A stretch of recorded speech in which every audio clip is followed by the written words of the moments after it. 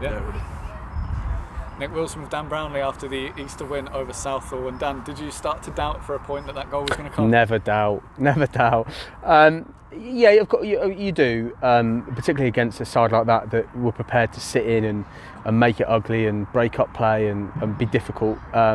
We knew we had the quality, and we spoke about it at half time and before the game, that we just needed to remain patient, because we know the quality we've got in the squad. We know we can open teams up and get opportunities.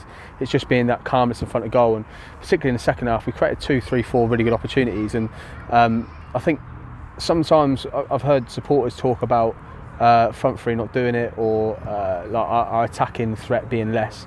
But in any game where you're creating 4 or 5 really good opportunities, that's good. You know, like I'd be more worried if we're not creating those opportunities.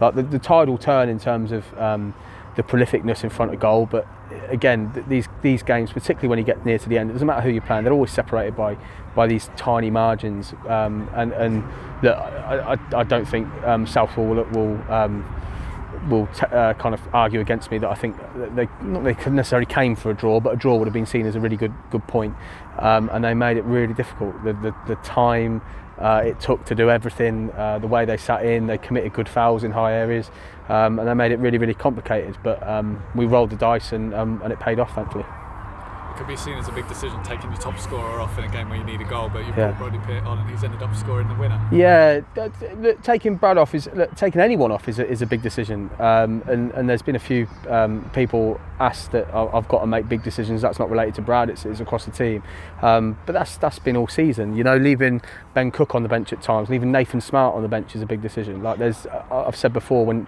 you come to arrange the team on a Thursday and Friday night and you're having conversation with players, there's no easy conversation to be having, because they all want to play, they all want to contribute. So there's a lot of thinking that goes into picking the game, and I think Brody coming on that moment, it was just the turning of the game that I think he would have he made the real difference.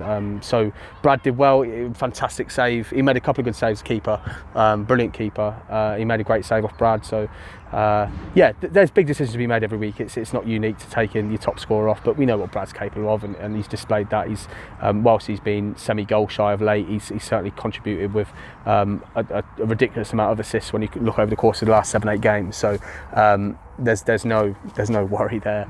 But yeah, when you've got the likes of Brody and the rest of the squad that I had on the bench, like making Dre coming on, Stefan coming on, and Brody in one moment, it's a big call, you know. But it paid off. And playing 24 hours before Walton do now, do you prefer to do that and then add a bit of pressure on for them and see how they do? It wasn't a deliberate thing. The reason for bringing about 24 hours is just so we got an extra 24 hours break before Thatcham, and Southall have got the same luxury, which is great. I'm actually surprised that not more teams have taken advantage of it. So it wasn't a convoluted idea that we're trying to get a win and then put the pressure on Guernsey, but it's kind of naturally happened, and it's kind of your turn, you know. And look, we expect them to win. We expect them to go to Guernsey and win with the form they're in.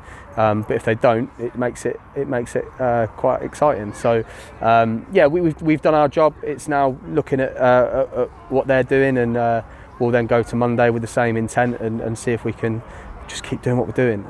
But no, the fact that the game was organised 24 hours before was more towards just recovery and rest. But we can sit back and enjoy the weekend knowing that we've done our job today, and hopefully Guernsey can cause an upset tomorrow.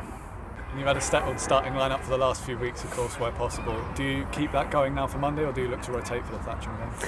There will probably be a level of rotation. It won't be across the board. We've got a couple of forced changes as we have next week.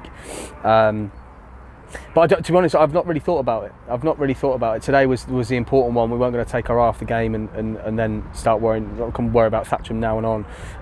But thinking kind of lucidly now, we probably will make at least a couple of changes, maybe 2, maybe 3. But where they'll come is unknown yet.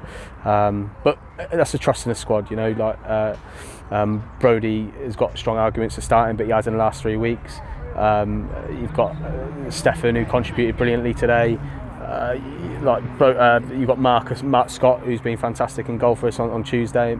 There's so many decisions to be made.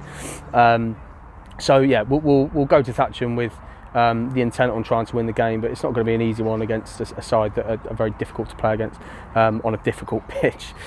We've seen the photos of the pitch at the moment. It's not looking particularly pretty, so it might have to be a little bit of a dynamic, but we'll see. Thank you very much. Cheers, Nick. I reckon if I put